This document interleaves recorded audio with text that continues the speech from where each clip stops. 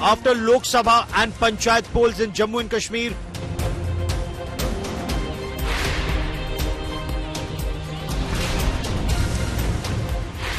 All eyes on the first assembly elections in a decade.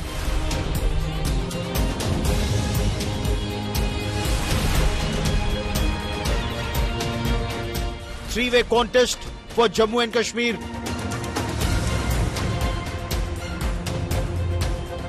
Omar Abdullah plays the Muslim card. BJP की हुकूमत में हर बार अगर किसी को जलील करने की कोशिश की जाती है तो मुसलमानों को. BJP thunders 370 will never return. Congress promises to restore statehood. BJP कुछ भी कह ले, आरएसएस कुछ भी कह ले, हम जम्मू कश्मीर के लोगों को उनका स्टेटहुड वापस देने जा रहे हैं.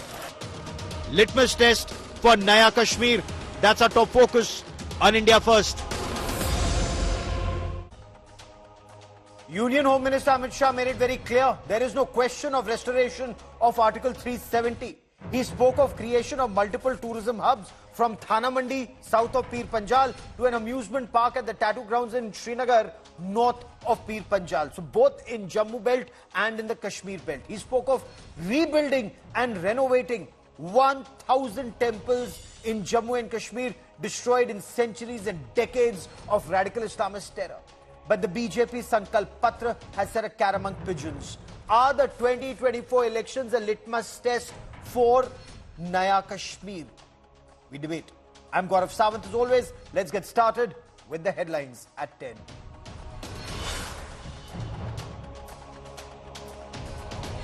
Olympian wrestlers Vinesh Fogart and Bajrang Punia joined the Congress ahead of Haryana elections. Sources say Vinesh may fight from the Julana seat and Bajrang Punia will campaign for the Congress.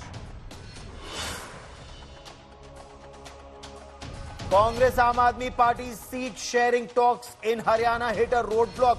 Sources say the Aam Aadmi Party will drop out if it doesn't get seats of choice. Senior Congress leader Randeep Singh Surjewala says the Congress should not join hands with the Aam Aadmi Party.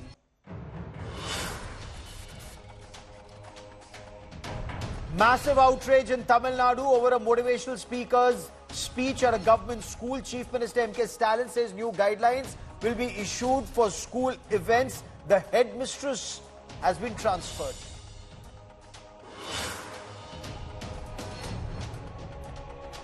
No breakthrough yet in the hunt for the remaining two man-eater wolves in Uttar Pradesh.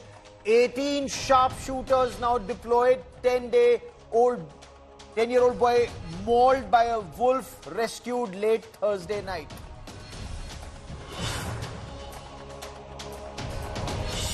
India bags another gold at the Paris Paralympics. Praveen Kumar strikes gold in high jump. India's medal tally now at a stellar 26.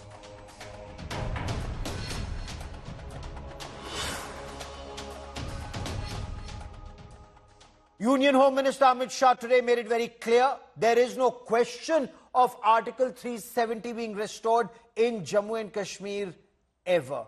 He asked the Congress to clarify its stance on the silent support to the National Conference manifesto. The Union Home Minister insisted terrorism was declining and tourism was rising. He spoke of the effort to build Naya Jammu and Kashmir, insisting that reservations given to Gujjars, Bakarwals and Pahadi tribes will never be taken back.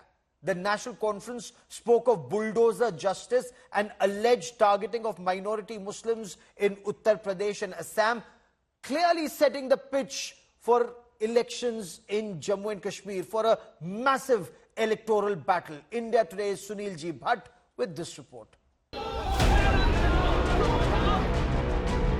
The battle for Jammu and Kashmir intensifies. The BJP has released its poll manifesto for the Union Territory.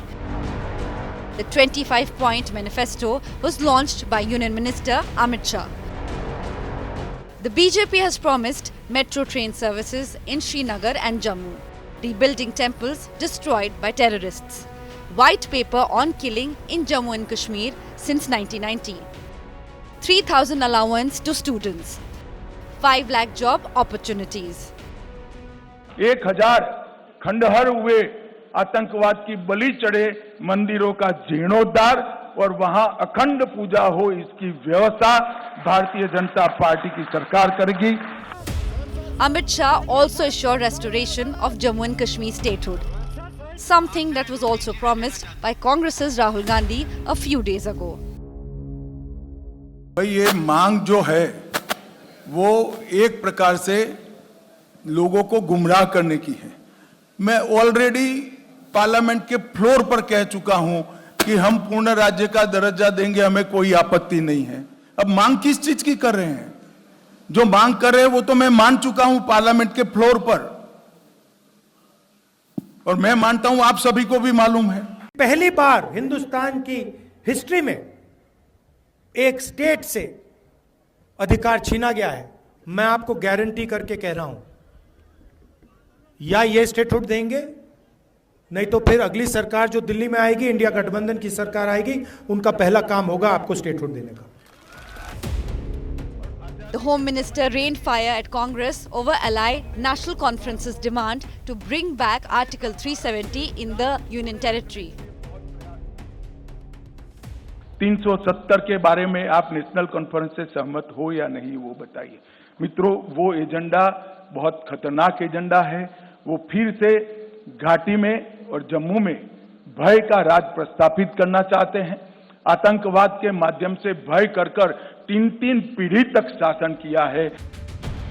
Former Jammu Kashmir Chief Minister and NC Vice President Omar Abdullah alleged that BJP wants to muzzle the voice of Muslims. जिस तरह UP में हमारे मस्जिदों पे, दरगाहों पे, हमारे मदरसों पे ताले लगाए जा रहे हैं, वो बात हमसे छुपी हुई नहीं है। हमने जम्मू कश्मीर को उन ताकतों से बचाना है जो वैसे हालात यहां पैदा करना चाहते हैं, जो हमारी आवाज दबाना चाहते हैं। With the Supreme Court holding the abrogation of Article 370 valid, election promises to bring special status back will be seen more symbolic than real. Statehood for Jammu and Kashmir has become the top issue in the first assembly polls to be held in 10 years there. Bureau Report, India Today. So if Union Home Minister Amit Shah spoke of renovating and rebuilding over 1,000 temples in Jammu and Kashmir destroyed by terror over decades and centuries, Omar Abdullah warned of bulldozer justice in Uttar Pradesh and alleged targeting of Muslims, not just in Uttar Pradesh but also in Assam, and the need to keep such forces at bay. Clearly, the battle lines are drawn for every vote on either side of the Pir Panjal in the three-phase war for Jammu and Kashmir. Joining me on this India First special broadcast is Ifra Jan of the National Conference. Tuhin Sinha represents the BJP and Tausif Shah represents the PDP on this broadcast. And Ifra, the Home Minister said from 2,654 cases of stone pelting in 2010, incidentally, when Omar Abdullah was Chief Minister of Jammu and Kashmir, it's dropped to 0 in 2023. 0 deaths in stone pelting. Terror cases down. 0 hartal calls. Hurriyat conference made irrelevant. The Home Minister listed out a series of parameters where post Article 370, he insisted the situation in J&K have shown a marked improvement. Does the NCA, why does the NC want 370 back, ma'am? You see, Gaurav, thank you for inviting me to your show. First things first, if the situation in Jammu and Kashmir has improved so drastically as Mr. Amit Shah is claiming, then the first question I would like to ask is why isn't statehood being restored? Wasn't this coming back of normalcy linked to restoration of statehood by the Honorable Home Minister himself? Yet we see nothing on that except the fake promise, yes, we will do it. Yes, but when? They refuse to give people of Jammu and Kashmir a timeline of when they will do it. Just recently, coming to the statistics that Mr. Amit Shah has given, just recently, last month, we saw dozens of encounters that took place for the first time in Jammu areas that so far were completely militancy-free until Article 370 was there. So let's Keep these fake statistics at bay and let's answer the basic questions. Why isn't statehood restoration being put under a clear, concrete timeline? Okay. If they truly have the intention of giving back the statehood, then the question is, why did they not put it in their manifesto? He also talked about the tourist hubs and coming up with new tourist hubs. You know, Gaurav, I'm sitting in a hotel in Kashmir right now. Your crew is all around. It's a completely empty hotel. There is nobody here because the tourist season in Kashmir, thanks to the BJP policy of restricting tourism restricting tourist routes in Anantnag, Sonmarg and other areas, no tourists come to Kashmir after July, which means the tourist season in Kashmir is only 4 months. Okay. So instead of saying we will have more tourist seasons, what about hotels like these that are completely empty and have no tourists whatsoever? Let me get Tuhin Sinha to respond to very valid points you've raised, ma'am. Basic questions. Two very major points you've raised. Mr. Sinha, please respond in case the Home Minister is so confident about the situation improving. Why is there no timeline on restoration of statehood is what the National Conference asks. Also do respond because the Home Minister spoke of maximum tourism, minimum terrorism or no terrorism, but she says the ground reality is different. Well, good evening, Gaurav. Good evening, everybody. The Honorable Home Minister had laid out a certain path for restoration of normalcy in Kashmir. The first part was delimitation of constituencies of Kashmir, followed by elections. And the third part was obviously the restoration of statehood. Now, if the second part is being executed at this point of time, it is but obvious that the third part will soon happen. But why is the National Conference so desperate? You know, the National Conference has a history of chicanery, has a history of deception. Way back in 1953, Nehru had become extremely skeptical of National Conference. The reason he had externed, Sheikh Abdullah for 11 years in the Kashmir conspiracy case. Yet, the Congress has no option and it, keeps colluding with the National Conference. Even now, I think it's the National Conference to explain, for the National Conference to explain its manifesto. The National Conference manifesto is an out-and-out pro-separatist manifesto. When they talk of restoration of Article 370, they need to realize that it's not in their capacity to do that. They're talking about talks with Pakistan, trade across the border. All of these things go against the national interests at this point of time. Okay. So I think, in the same way that 1986 Farooq Rajiv Gandhi Pact had led to a fresh bout of insurgency, which really destroyed the valley. I think people across the country and in Kashmir are very skeptical of this forced alliance between Congress and National Conference. In fact, National Conference leader Omar Abdullah and PDP leader had both lost the elections in Lok Sabha. So what credibility before I go to Mr. Shah, you want to quickly respond to just this limited point being raised by Tuhin Sinha. Ifrajan, before I bring in Tawseef Shah into this conversation. You see, Tuhin Sharma talks about everything, but he does not tell us when the statehood will be restored in Jammu and Kashmir. He says that there will be a timeline, and just 1 second, Gaurav, he says that if the BJP is executed first 2 steps, it will automatically execute the third step as well. Absolutely wrong. The second step, which was holding of elections, this was not something that the BJP did out of its own will. This was something the Supreme Court of India ensured that they did through an order. The Supreme Court of India said that by 30th of September, BJP has to conduct elections in Jammu and Kashmir, which is why they did that, which is exactly why I'm telling you, Gaurav Saab, that they have no intention of giving it back, because if they did, they would have given you a timeline. And interesting thing is, it's not just the people of Kashmir that they're taking completely non-seriously. They've taken the same voters who in 2014 voted for them in huge numbers. They've taken them completely for granted. They don't even care what happens to their voters in Jammu. I'll come to Jammu in just a moment, but let me bring in Tawseef Sinha for his opening comments. Sir, is the Gupkar alliance all but dead? Or has only the PDP been sidelined earlier in the Lok Sabha elections and now in assembly elections? Yeah, hi, thanks Gaurav for calling me on the interview. I would first of all would like to speak on the manifesto of the BJP that has been released today. First of all, I'd like to comment that Mr. Shah, as he said that our 370 era is gone and that cannot be brought back. So I would like to just see it and ask from you and the BJP spokesperson who's sitting over here, how in this democratic setup can an honorable home minister speak like this, that we will ensure 370 is not back? So does it mean that they are trying to show us the dictatorial powers? Are the dictators? Don't they have a democratic setup over there? We can get it back democratically. Why not? We can. The same parliament gave us 370 in 1947. The same parliament has taken it back. Maybe the same parliament would give it back after years, or maybe after 1 year, 2 years, 3 years. This can also be possible that under the pressure, maybe this BJP government would they would have to bend. They would have to give us back the 370.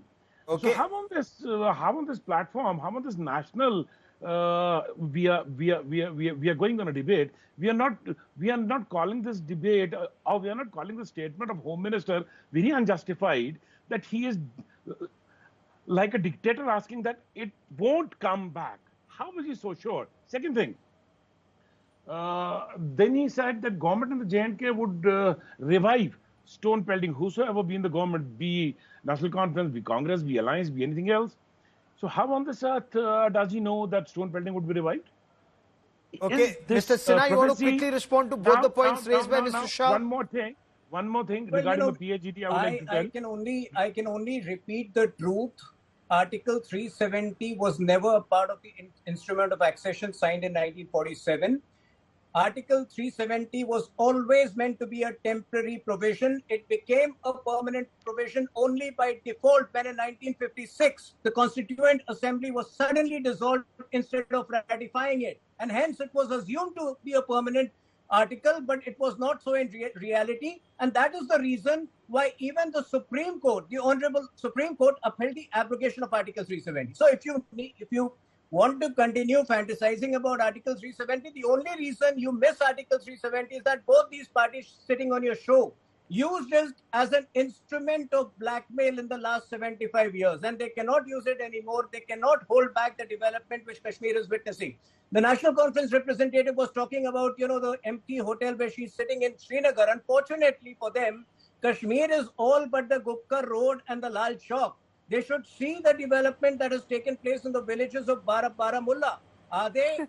Do they have a problem with the Jan Dhan accounts which have been opened, because of which the Hawala channels have ended? There is no room for terrorism funding.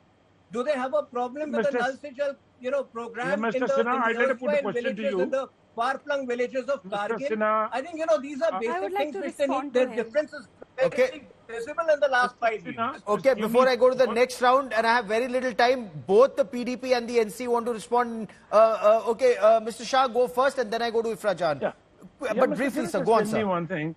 You are telling that very much development has taken place. We have seen in the peak of the militancy, when the Yatris used to come, when Yatris used to move on the national highway, there was no traffic restrictions. So do you call it a democratically elected government is putting the people of Kashmir in trouble, that whenever a Yatri bus moves, we have to stop for 30 minutes, 40 minutes, 45 minutes?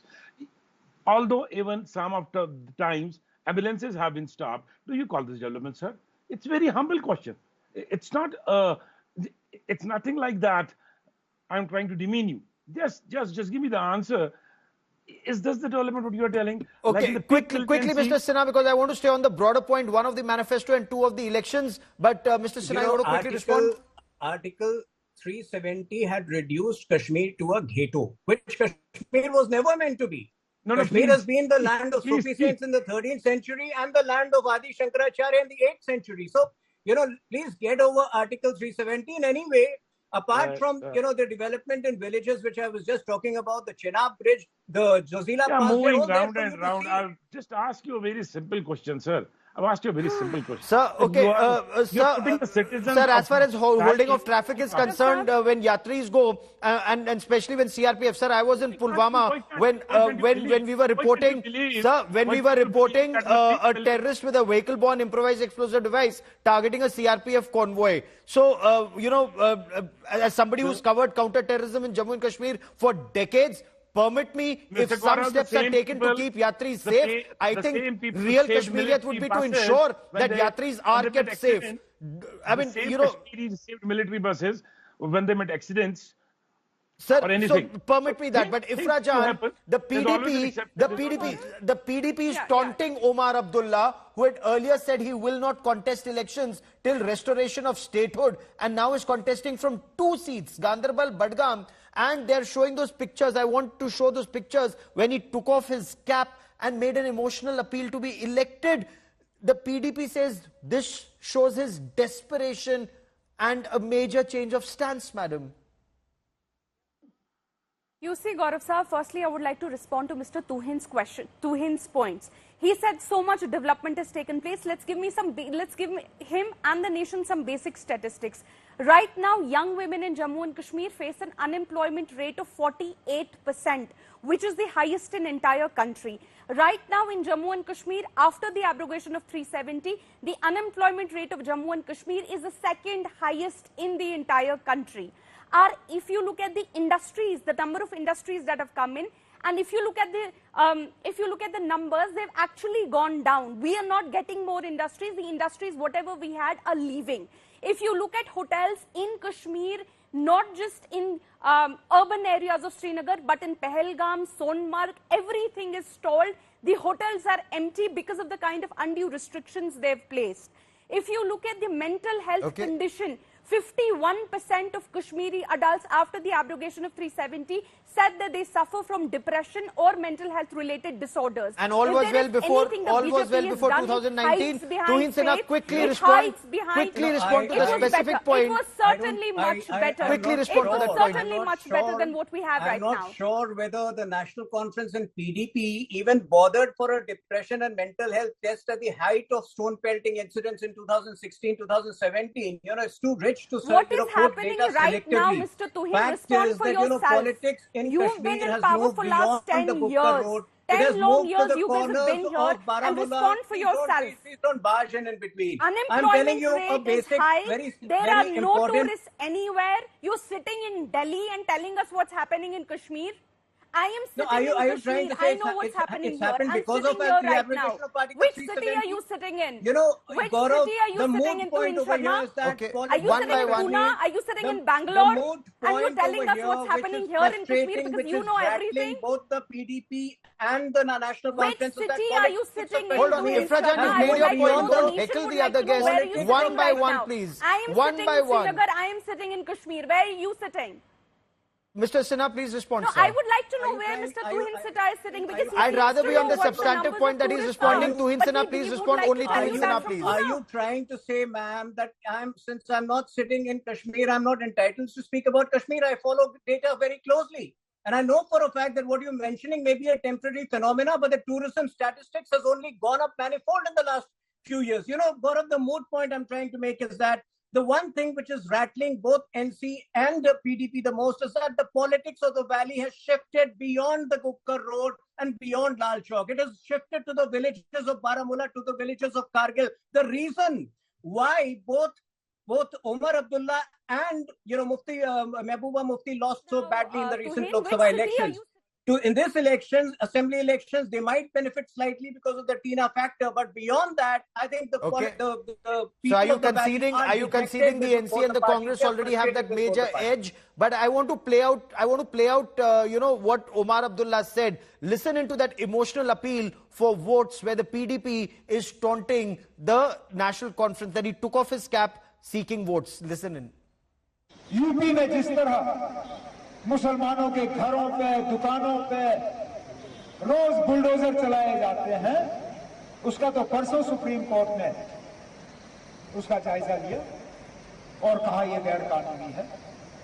जिस तरह UP में हमारे मस्जिदों पे, दरगाहों पे, हमारे मदरसों पे ताले लगाए जा रहे हैं, वो बात हमसे छुपी हुई नहीं है।